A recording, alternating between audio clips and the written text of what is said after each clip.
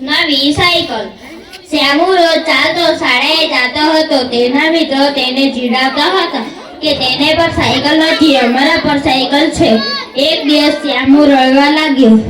તે ઝાડ નીચે બેસીને ખૂબ રડવા લાગ્યો. ત્યાં એક ઋષિ આવ્યા. ઋષિ કહે, શ્યામુ તને શું થયું છે?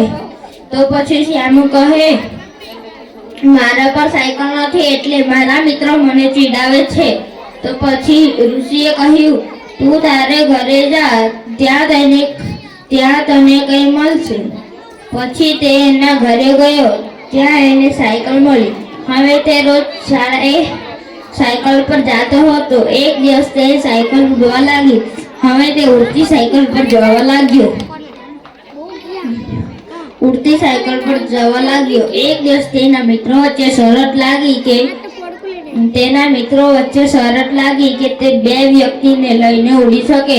તો શ્યામે હા એવું કહ્યું અને તેના બે મિત્રોને લઈને ઉડવા લાગ્યા.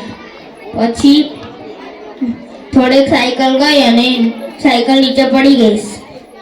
શ્યામુના મિત્રોએ શ્યામને ખૂબ માર્યું. આ વાર્તા પરથી આ શીખ મળે છે કે કોઈ પણ નવી વસ્તુ પર પોતાને ઘમંડ આવી જવું જોઈએ નહીં.